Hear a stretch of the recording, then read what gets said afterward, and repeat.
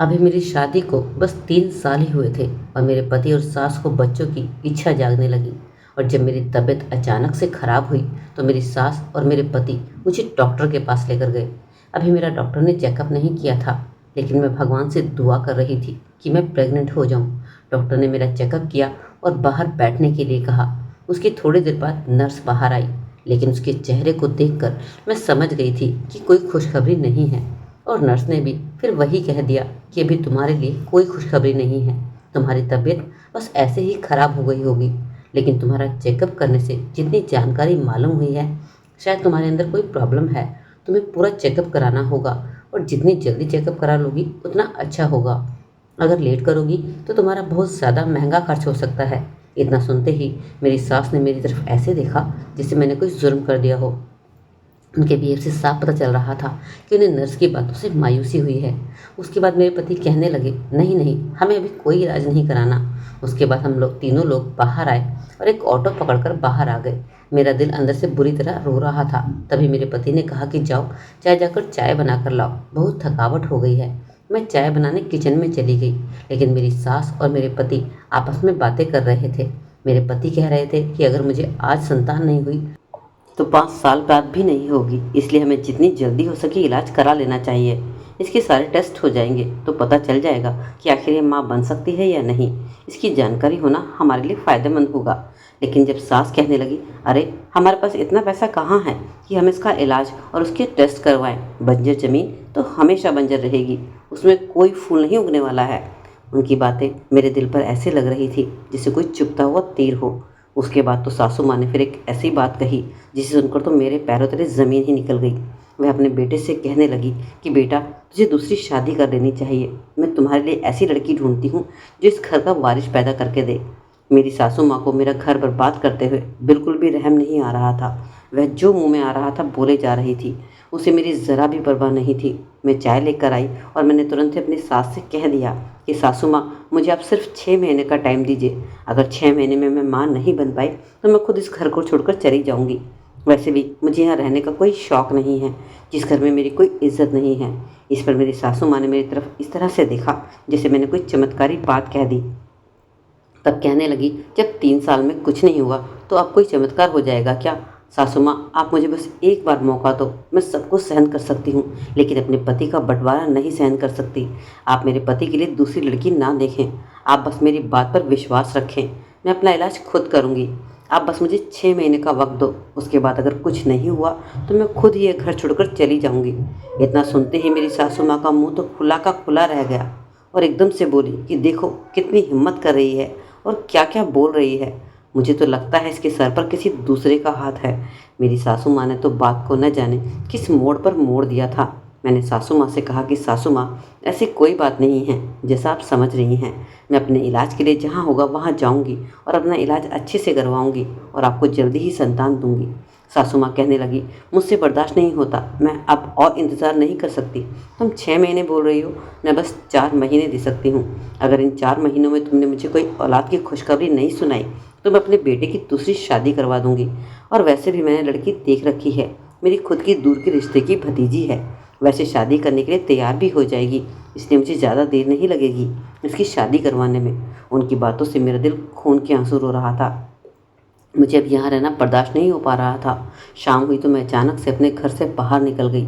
आज मुझे अपनी सहेली की बहुत याद आ रही थी, जिसका नाम रिया था। वह हमेशा इस तरह की कहानी सुनाया करती थी और मैं उसका मजाक उड़ाया करती थी। वह कहती थी कि उसकी शादी को 6 साल हो गए, लेकिन उसने इलाज कराया तो उसको बच्चा पैदा हो गया। कभी किसी और की कहानी सुनाती, किसी को 10 साल से बच्चा नहीं था, लेकिन उसने यह इलाज करवाया तो उसको बच्चा हो गया। लेकिन तब मैं उसकी बातों को मजाक में उड़ाया करती थी। लेकिन आज यह सब मुझ पर बीत रहा था। आज मैं भी अपना बच्चा पाने के लिए किसी भी हद तक जाने को तैयार थी। मैं सीधा अपनी सहेली के घर गई और उसका दरवाज़ा बजाया। जब दरवाज़ा खुला तो वह मुझे देखकर हैरान रह गई और कहने लगी, तुम अचानक कैसे आ गई? क्या हुआ, तुम शादी से परेशान हो क्या? मैंने कहा, हाँ, मैं परेशान हूँ और खुश भी नहीं हूँ। मुझे संतान नहीं हो रही है। क्या तुम मेरी इस मामले में मदद कर सकती हो? मुझे किसी भी हालत में अपनी संतान जल्द से जल्द चाहिए। मैं अपने पति का बंटवारा होते हुए नहीं देख सकती। तब मेरी रिया ने मुझे अंदर लाकर बिठाया और कहने लगी, मैं सब जानती हूँ कि तुम परेशान हो। तुम्हारी शादी को 3 साल हो चुके हैं, तुम्हें कोई औलाद नहीं है, तुम अपनी ज़िंदगी में खुश नहीं हो। तब मैंने उससे हैरानी से पूछा, ये सब तुम्हें कैसे पता? तब कहने लगी, तुम्हारा चेहरा देखकर कोई भी बता सकता है कि तुम्हारी परेशानी क्या है। मैंने अपनी फ्रेंड से कहा कि रिया, मुझे तुम इसका कोई इलाज बताओ। तुम पहले मुझे बहुत कहानी सुनाया करती थी, लेकिन आज मुझे इस तरह की ज़रूरत है, तो तुम मुझे उसका इलाज बताओ कि मैं कैसे माँ बन सकती हूँ। तब मेरी सहेली कहने लगी कि ठीक है, तुम मेरे साथ बाजार चलना, वहाँ एक तांत्रिक बाबा बैठते हैं और वह ऐसी बांझ औरतों का इलाज कर देते हैं जिन्हें कभी बच्चा होने की उम्मीद भी नहीं होती। और देखना, उनके इलाज से तुम्हारे घर में भी बच्चे की किलकारियाँ गूंजने लगेंगी। तुम्हारी सास और पति दोनों बहुत खुश हो जाएंगे, लेकिन यह फैसला तुम्हारे हाथ में है कि तुम्हें उस बाबा के पास चलना है या नहीं चलना।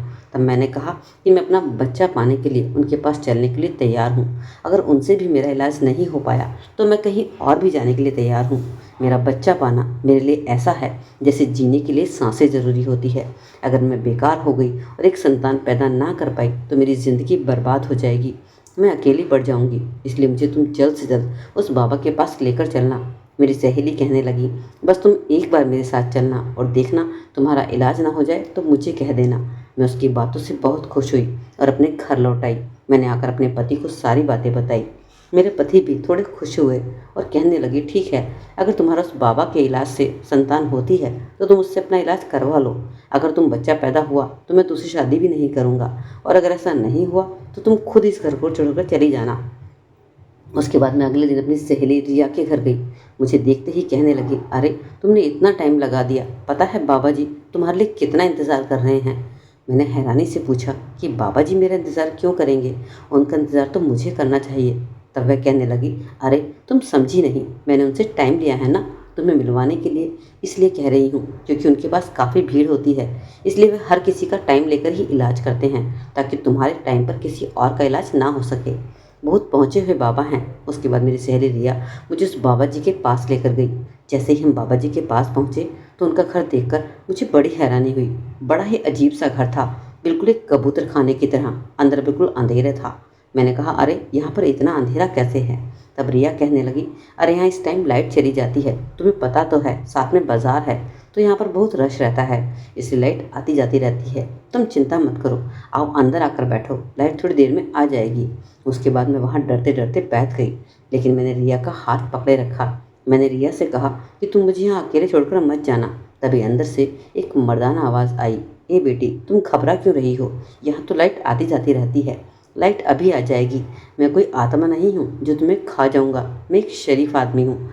मैं यहाँ बांझ औरतों का इलाज करता हूँ, उनका फ़ायदा नहीं उठाता, ना ही उनको गलत निगाहों से देखता हूँ।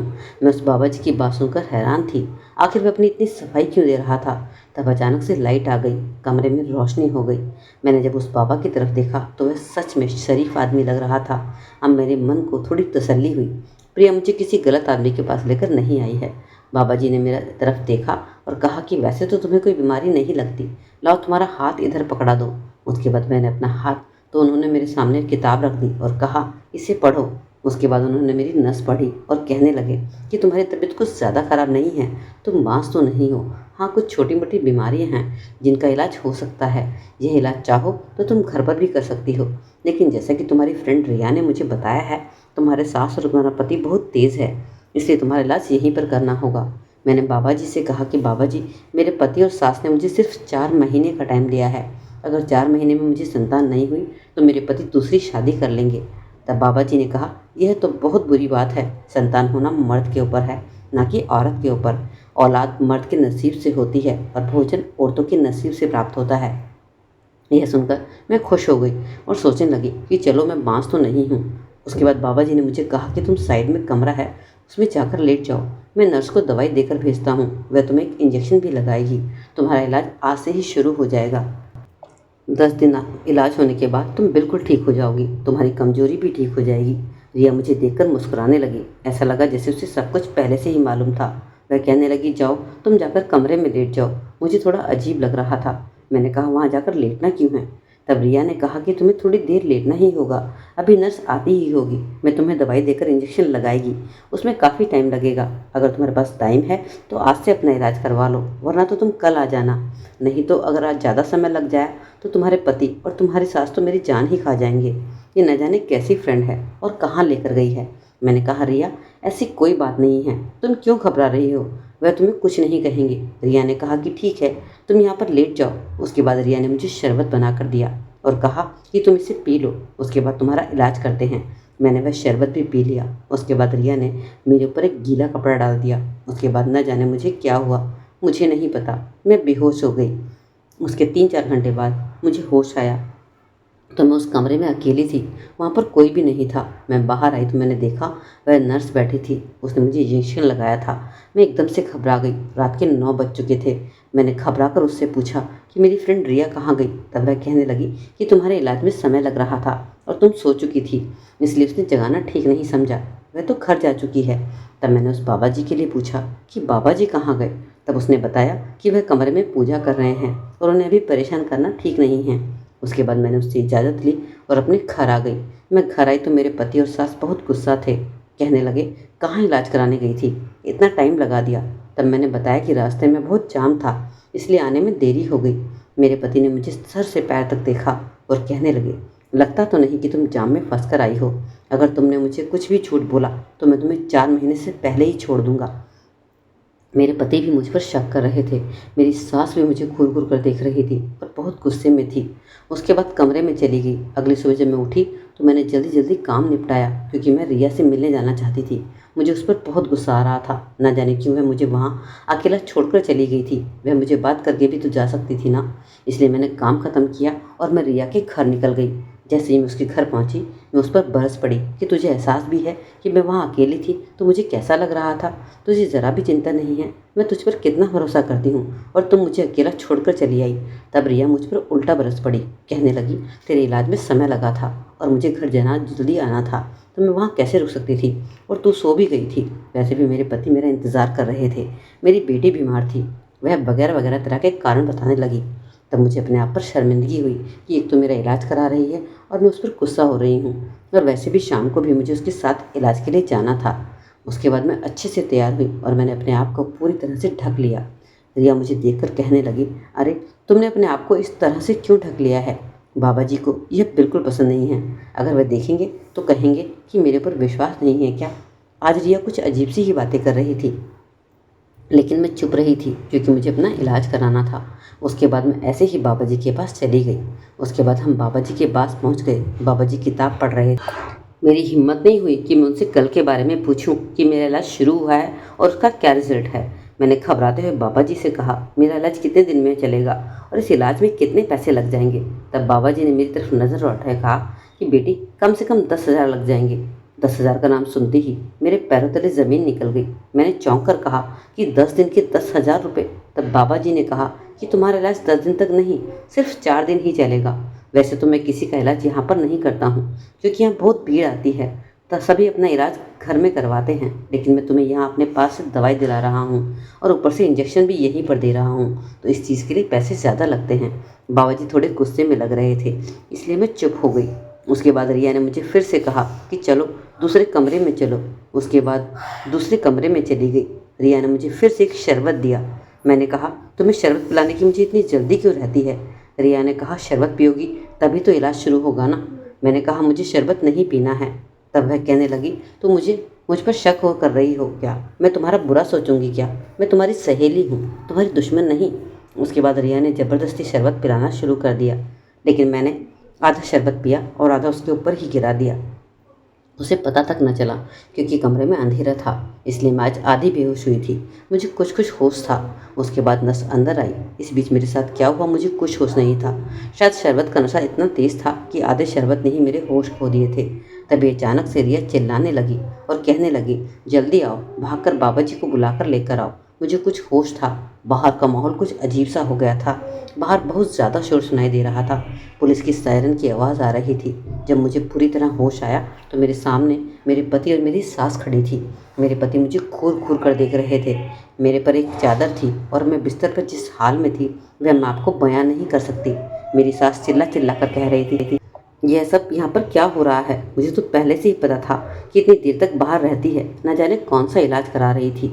अच्छा तो यह इलाज हो रहा था। इतने में मेरे पति भी चिल्लाने लगे। मुझे तो इस पर पहले से ही शक था। ये क्या समझती है मैं नामर्द हूँ, औलाद पैदा नहीं कर सकता, इसलिए मुझे ऐसे औलाद पैदा करके देगी। मैं दूसरी शादी करके इसे औलाद पैदा करके दिखाऊंगा। मेरे पति गुस्से में न जाने क्या क्या बोले जा रहे थे। मैं झट से उठकर बैठ गई। मैंने चादर को अपने ऊपर अच्छे से लपेट लिया। मैंने कहा, बाबा जी कहाँ गए? इस पर मेरे पति एकदम से गुस्सा हो गए। बोले, अच्छा तो तुम्हें अभी तक अपने यार की परवाह है। उसे मैंने जेल भेज दिया है, पुलिस के हाथों पकड़वा दिया है। वह तुम्हारा इलाज नहीं कर रहा था, तुम्हारा फ़ायदा उठा रहा था। मैं अपने पति की बात सुनकर ज़ोर ज़ोर से रोने लगी। पति और सास कहने लगे, तुम घर चलो, तुम्हें तो आज ही तलाक दिया जाएगा।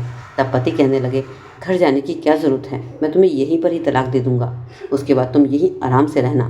मैंने कहा, इसमें मेरी कोई गलती नहीं है, मुझे माफ़ कर दो। मैं तो अपनी सहेली रिया के कहने पर यहाँ पर आई थी और अपना इलाज करवाने आई थी। मुझे नहीं पता था वह बाबा ऐसा है और मेरे साथ यह सब कर रहा है। तब मेरी सास कहने लगी, तुम्हारी सहेली रिया इतनी नासमझ नहीं है, वह भी सब में शामिल है। वह पैसों की भूखी है, उसने पैसों के लिए सब किया है। अपनी सास की बात सुनकर मैं सब कुछ समझ गई थी। मेरी सास और पति वहाँ से जा चुके थे। मैं पीछे पीछे उनके साथ निकलने लगी। मैं पूरी तरह बर्बाद हो चुकी थी। मुझे नहीं पता मेरी सहेली मुझे ऐसा धोखा देगी, वह भी पैसों की खातिर। इधर मेरी सास और मेरे पति को भी मुझ पर विश्वास नहीं था। अगर वह आज मेरे साथ ऐसा व्यवहार ना करते तो मैं यहाँ तक ना पहुँचती। लेकिन अब मैं ऐसे आदमी के साथ रहना भी नहीं चाहती थी। मैं तो खुश हूँ कि मुझे छुटकारा मिल जाएगा। लेकिन कहते हैं ना, घमंड तो किसी का भी नहीं रहा, और ऐसा ही हुआ। मेरी सास ने अपने बेटे की शादी अपनी भतीजी से तो करा दी और मुझे धक्के देकर घर से बाहर निकाल दिया गया। लेकिन जब शादी के कई सालों बाद भी मेरे पति को कोई औलाद नहीं हुई तो उनका सारा घमंड चूर चूर हो गया। अब आप लोग समझ चुके थे कि उनके बेटे में ही कमी थी, यानी मेरे पति में कमी थी। अब अपने बेटे की तीसरी शादी भी नहीं कर सकती थी क्योंकि समाज में उसकी बेइज्जती होती। अब कभी भी वह सारी उम्र बाप नहीं बन पाएगा। अब मेरी सास और मेरा पति समाज में सर झुकाकर रहते हैं। उनका सारा घमंड टूट चुका है और मैं एक अनाथ आश्रम में जाकर रहने लगी हूँ। मैं अपनी ज़िंदगी में खुश हूँ और मैं आगे किसी मर्द पर विश्वास भी नहीं करना चाहती। मैं यहाँ अनाथ बच्चों को पालने में अपनी ज़िंदगी गुजारना चाहती हूँ। तो दोस्तों, कहानी आपको कैसी लगी ज़रूर कमेंट सेक्शन में कमेंट छोड़िएगा।